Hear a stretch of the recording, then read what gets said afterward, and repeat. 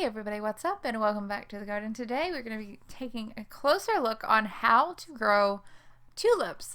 Tulips are obviously a very popular plant and very easy to grow, especially if you're a beginner. You've never grown a thing in your life, you can plant tulips and be successful. First and foremost, you need to take into account where you live. It is so important that you find out your growing zone, your USDA growing zone, because tulips need a period of chill in order to grow. So if you live somewhere like the Bahamas, chances are your tulips are not going to grow because you're not going to have the chill period that you need. I see this all the time. I planted tulips. Why didn't they grow? Well, they didn't have a chill period because it's somebody, like in Key West.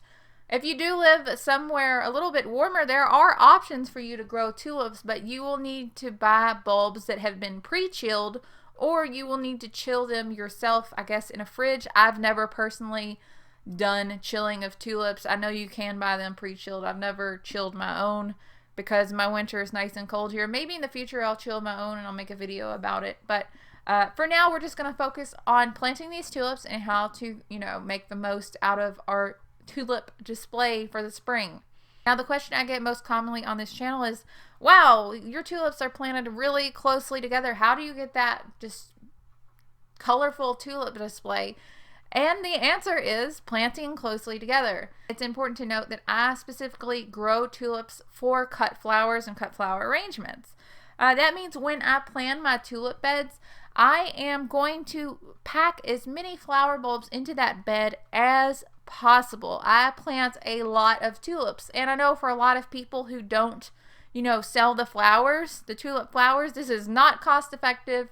Most people don't have tons of money to sink into tulips. That's fine. I totally understand. Trust me, I understand. Anyway, but there are a lot of options, you can do smaller, just tightly packed plantings of tulips and still get that beautiful kind of visual interest. So what I'm going to do for my planting, I'm just going to dig a trench. Usually my trench is about 6 inches deep. It can vary. Just look at your tulip packaging. Usually I go for about twice the depth of the height of the bulb. I hope that makes sense. When I'm digging this trench, obviously I want to throw the soil on a piece of cardboard or wood or something just to make it easier to fill that trench back in. It just makes things so much easier.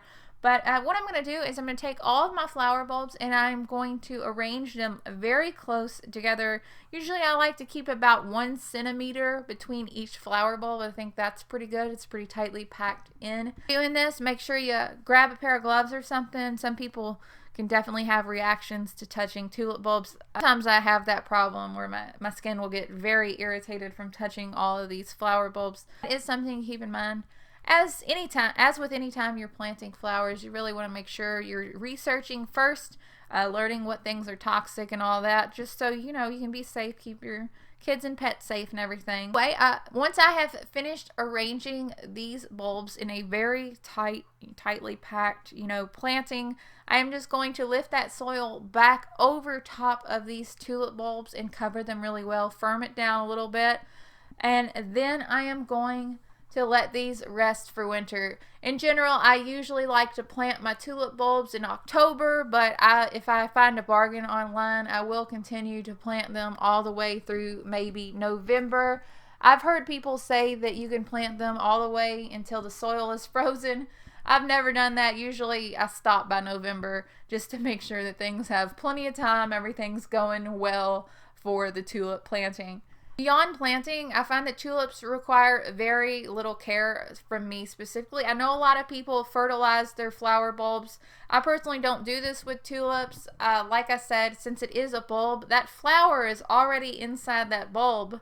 If I'm not mistaken, that's how true bulbs actually work. Beyond planting, I do very little to care for these until the spring.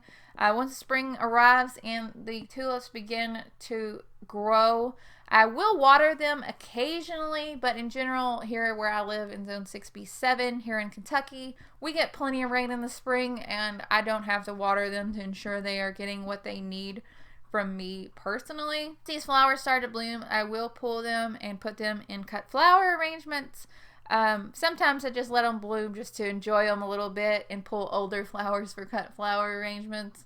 That's one of the great things about tulips, is that the blooms do last so long, of course, depending upon, you know, what the weather's like in the springtime. I really love exploring the different flower types and flower options. I love the more unique parrot flower types, and of course the double tulips. Double tulips are my absolute favorite. I cannot get enough double tulips. I think they look absolutely stunning.